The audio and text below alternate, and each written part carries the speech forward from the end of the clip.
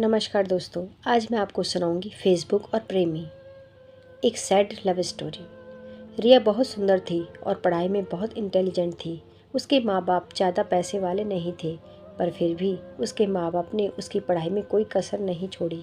वहाँ पढ़ने में अव्वल आती रही। वो बहुत अच्छे अंकों से हमेशा पास होती थी।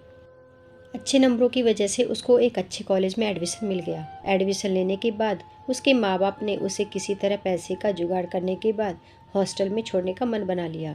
आजकल फेसबुक बच्चों के लिए मीडिया एक ऐसा प्लेटफॉर्म है जब हम कहीं भी किसी से दोस्ती सिर्फ डीपी देखकर ही कर लेते हैं। ऐसा ही कुछ रिया के साथ भी हुआ था। पता नहीं कब एक मोहित नाम के लड़के से फेसबुक पर फ्रेंडशिप हो गई और दोनों फ़ोन पर बातें करते करते एक दूसरे को दिल दे बैठे। रिया को मोहित के बारे में कुछ भी नहीं पता। वो कौन है और कहाँ से है, क्या काम करता है।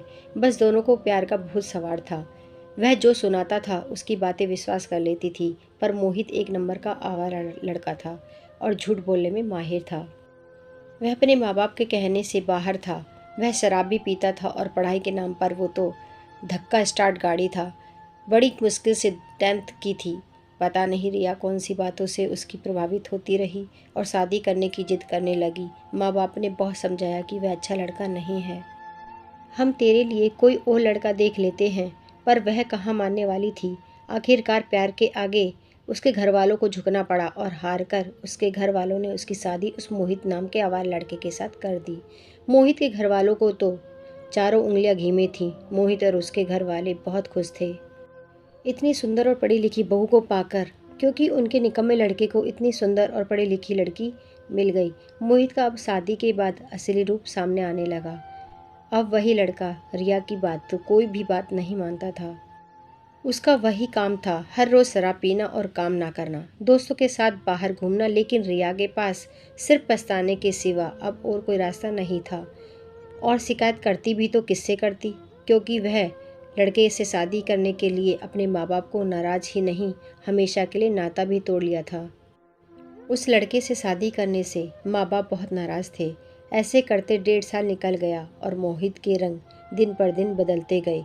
रिया के माँ बाप इतने नाराज थे, उसकी शादी से पहले ही बोल दिया था कि हम तेरे साथ कोई रिश्ता नहीं रखेंगे। शादी करने के बाद रिया को मंजूर था कि आप रिश्ता ना रखो, पर मुझे शादी उसी से करनी है। ऐसे ही एक शाम को मोहित को दोस्तों के साथ बाहर जाना, घूमना फिरना और मौज मस्ती करना और शराब पीकर घर लौटने की आदत थी। मोटरसाइकिल उठाई और दोस्तों में शराब पीने चल पड़ा। रिया ने बहुत रोका, पर वह लड़का रुकने वाला कहाँ था। उसको कहाँ कदर थी उसके प्यार की। आखिरकार वही हुआ जिस बात का डर था। 9 बजे पुलिस का फ़ोन आया कि आपकी इस नंबर की बाइक का एक्सीडेंट हुआ है और इस लड़के की एक्सीडेंट में मौत हो गई है। अब रिया के ऊपर आसमान और नीचे धरती थी और रिया को इस टाइम 7 महीने की प्रेगनेंसी थी। मोहित ने इतनी पी हुई थी कि उसको पता ही नहीं चला। खड़े हुए ट्रक में बाइक दे मारी और बाइक लगने के बाद उसका सिर सड़क पर लगते ही मौत हो गई। अब रिया के पास पछताने के सिवा कुछ नहीं था। बस जिंदगी सिर्फ भगवान भरोसे थी और उसकी मौत के बाद एक बेटी को जन्म दिया। रिया सिर्फ 24 साल की थी। एक बार सोच कर देखो, 24 साल की उम्र में शादी भी कर लेना, एक बच्चे की माँ भी बन जाना और विधवा भी हो जाना। रिया के माँ बाप इतने नाराज थे कि वह मौत की खबर सुनने के बाद भी आज तक नहीं आए। इस कहानी से सिर्फ यही बात समझ में आती है कि कभी भी सिर्फ शक्ल देखकर किसी को प्यार मत करो। आप फेसबुक पर किसी की शक्ल देख सकते हो, उसके गुण नहीं। प्यार करने से पहले उस इंसान की परख भी कर लो। खाली प्यार से ज़िंदगी नहीं चल सकती। ज़िंदगी हमेशा तालमेल और बैलेंस से चलती है। और अपने माँ बाप की आत्मा भी कभी मत तड़पाओ कि अगर आप उनको दुखी कर अपने लिए खुशियाँ ढूंढ रहे हो तो वो कभी भी नहीं मिल सकती।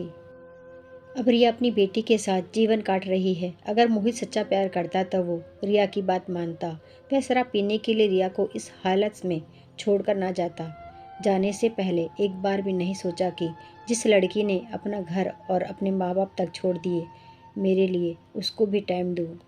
प्रेगनेंसी के हालत में छोड़कर क्या दोस्त के साथ शराब पीनी जरूरी थी? अगर वो चाहता तो अनहोनी टल सकती थी, पर नहीं। अगर सच्चा प्यार होता तो ये तब संभव होता। शायद मोहित को प्यार रिया के लिए दिल से नहीं, जिस्म से था। मेरी इस कहानी से यही शिक्षा मिलती है, जो लड़का अपने माँ बाप की इज्जत नहीं करता वो एक पत्नी की इज्जत नहीं कर सकता।